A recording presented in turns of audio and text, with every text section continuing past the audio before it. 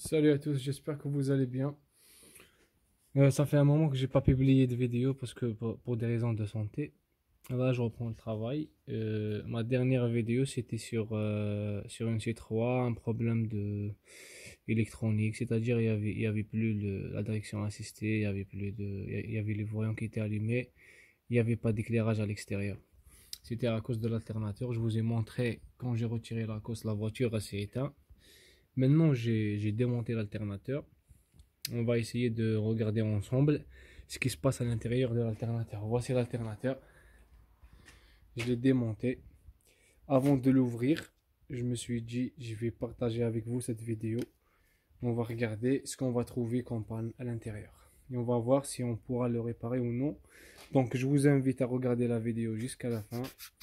Je vous invite à vous abonner, à mettre j'aime à la vidéo, à laisser un commentaire. On commence tout de suite. Donc voilà, je vais commencer.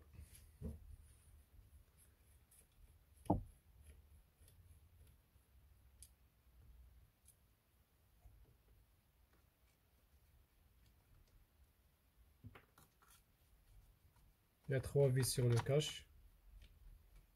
3 vis de 8.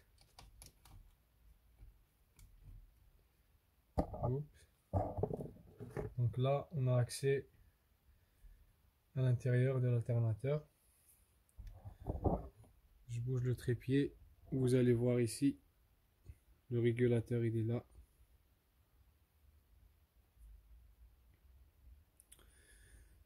Donc ce que je vais faire, je vais démonter le régulateur au premier temps pour voir ce qui se passe à l'intérieur.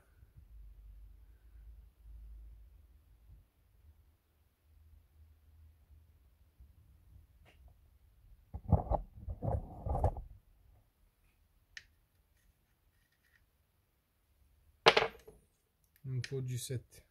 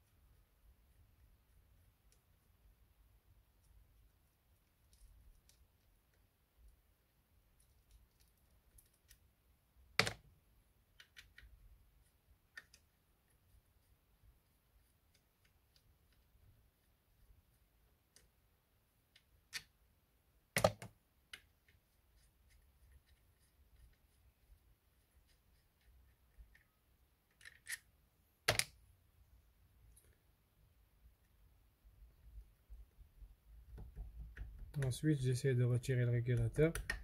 Et faites attention, il faut le retirer doucement parce que ici il y a les charbons. Et si vous forcez, vous allez les casser. Donc je vais essayer de le retirer doucement.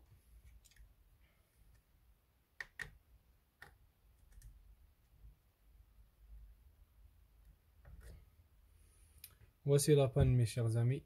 Regardez à l'intérieur, les charbons sont morts. Là. Si vous voyez, hop. Les charbons ils sont en fin de vie. Celui-là je le vois, mais celui de l'intérieur, le deuxième, on ne le voit même pas.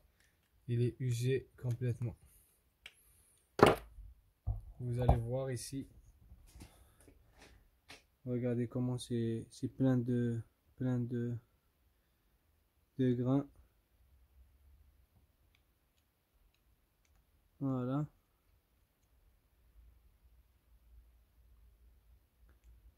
Vous voyez, tout ça, c'est à nettoyer.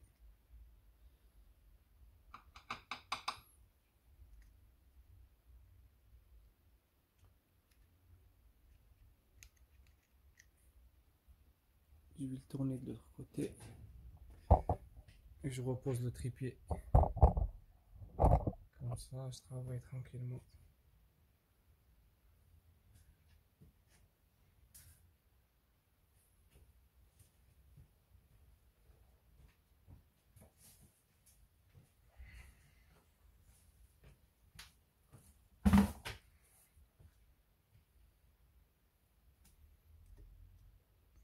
Donc il faudra bien nettoyer ici. Et regarder le rotor s'il est encore bon ou non. Parce qu'à mon avis, même le rotor il est HS.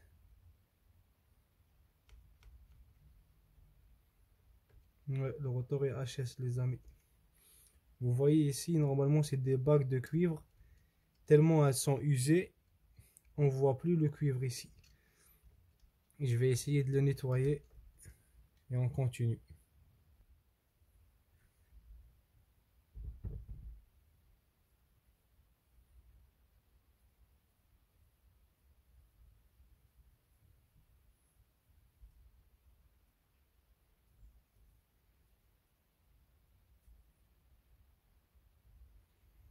Vous voyez les amis, il n'y a plus de cuivre sur le... Il n'y a plus de cuivre. Si vous voyez ici, il n'y a plus de cuivre sur le rotor. Donc le rotor est HS. Malheureusement, je peux le réparer. Mais ça va me prendre du temps. Pour réparer ça en fait, je vais vous montrer comment le réparer. Donc il faut bien nettoyer. Il faut retirer le... Ça en fait ça s'use à cause du gasoil, une fuite du gasoil ou une fuite d'huile. C'est-à-dire si l'huile coule sur l'alternateur, il va rentrer là au niveau du charbon et il va user le rotor et les charbons. Donc il faut bien nettoyer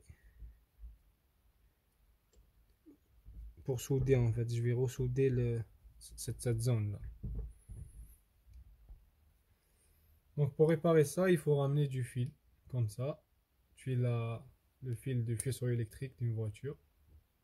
Il faut dénuder le fil, retirer l'intérieur. Voilà, donc comme ça. Ensuite, vous le faites rouler à l'intérieur.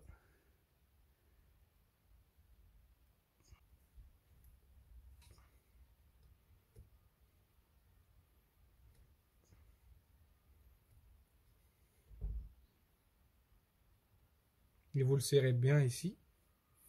Je vais prendre une pince pour le bien serrer.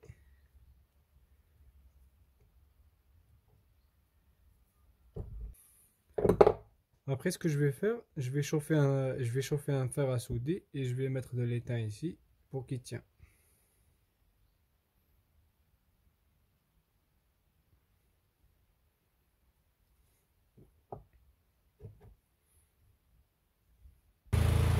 Donc voilà, il faut souder. Je tourne la poulie.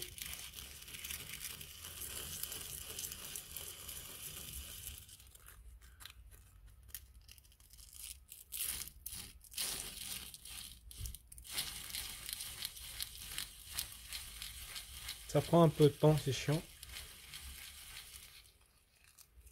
Mais croyez-moi, cette fois-ci, dès que vous le réparez, il ne sera jamais HS de ce côté-là où j'ai fait les soudures.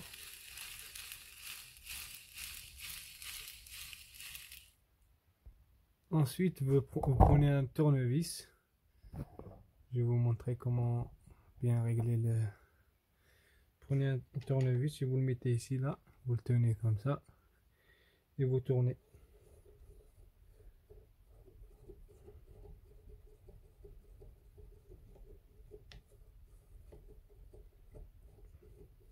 Ça élimine tous les points où ils sont défigurés. Ça le rend lisse. Il devient lisse comme c'est d'origine.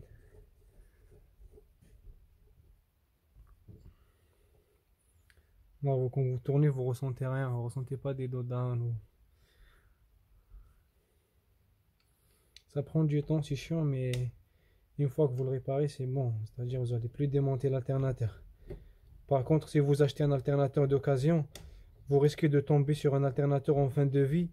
C'est-à-dire vous le montez au bout de 3 mois, 4 mois, mais il va lâcher. Donc cette méthode elle est plutôt beaucoup plus efficace que d'acheter un alternateur d'occasion. Moi, j'en ai acheté déjà des occasions. J'ai remplacé des alternateurs occasion sur des voitures. Et au bout de 3 4 mois, la voiture a tombé en panne à cause de l'alternateur parce que l'alternateur que j'ai acheté était en fin de vie. Et nous, on ne peut pas vérifier, quoi. C'est-à-dire, on achète, on remonte direct. Depuis ce jour-là, j'ai décidé de, voilà, de réparer l'alternateur. Comme ça, je lui donne une autre vie, une longue vie, quoi.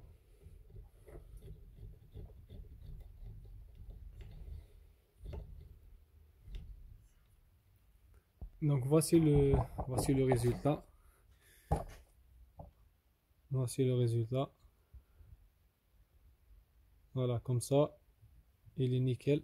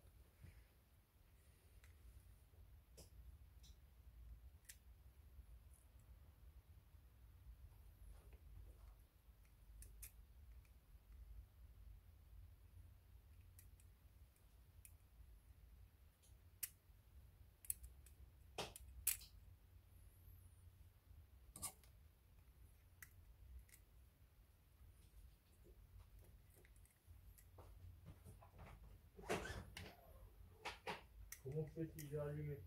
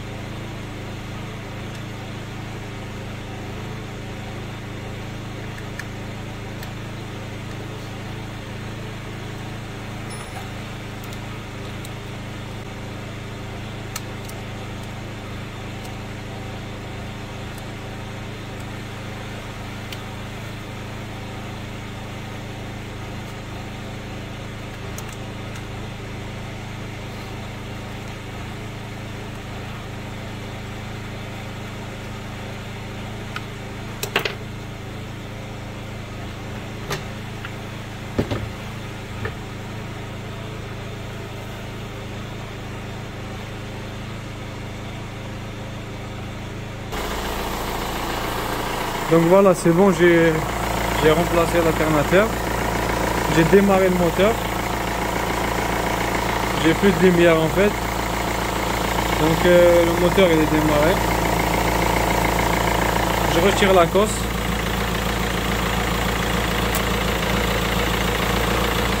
Voilà, c'est un plat. Donc l'alternateur c'est bon, il est réparé. Je m'arrête ici, je vous dis merci à tous, à bientôt.